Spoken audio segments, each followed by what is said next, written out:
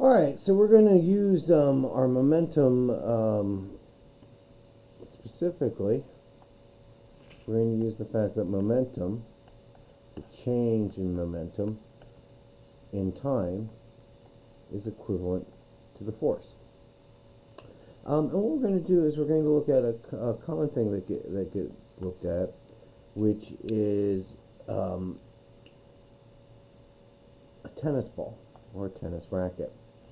And so if we have a tennis ball and a tennis racket, so we have a tennis racket here, and the tennis ball hits the racket. Now, if we watch slow motion of this, we'll see that the ball collapses in size as the force comes through, and the ball gets squeezed, and the force on the ball causes the ball to collapse and then spring back. Also, the net on the tennis racket squeezes a bit, and so there's a transfer of force that if we were to graph the force that the ball is receiving, we get something very similar to a normal curve or a Gaussian. So let me give what we need.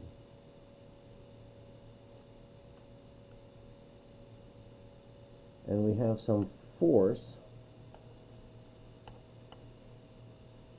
over some change in time.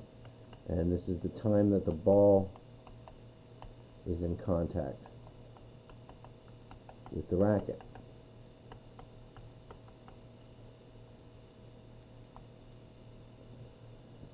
And so what we want to do is we want to measure these things, and they can be measured. So we can figure out the average force if we can look at some things that happen. So if we see the ball fly away with a velocity of, I'm going to use 58 meters per second.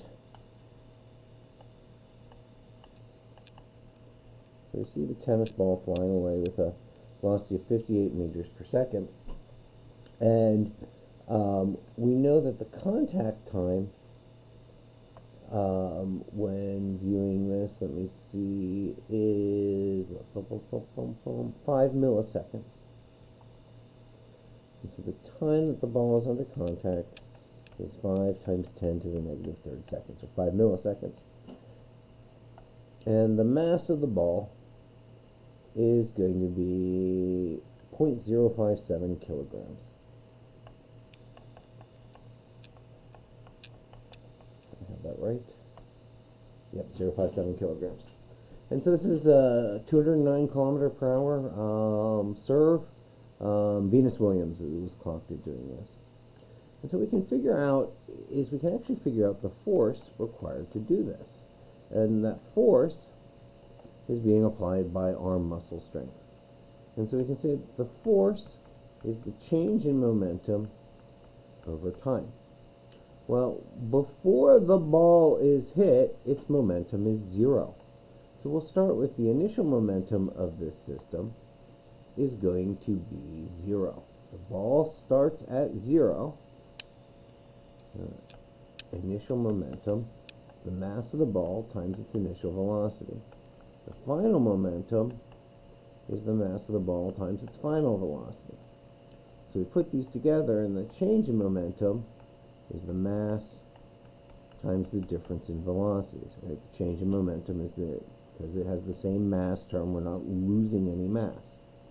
And so the force will be the mass times the change in velocity over the change in time. And since this is 0, you can take the final momentum to be indicative of what's going on. So let's see here, we have 0.057 times 5.8 meters per second, let me put my kilograms here, divided by 5 times 10 to the negative third. And running to my calculator, that's 3.306, but we only need 2 sig figs, so approximately 3.3 newtons. 3.3, let's see here, Oh, that's a change in momentum. I haven't divided by here. This is, let me get this. I forgot to divide by 5.3. So I have 3.3 kilograms meters per second divided by 5 times 10 to the negative third. So let me, no, it's 306. Let me type that in. Type. And I get 660 newtons as our chain force that is needed to produce this velocity. Now notice we've added something to our tool set here. Before, when we were approximating contact forces, when we had fractures happening, we would say that the force was instantaneous.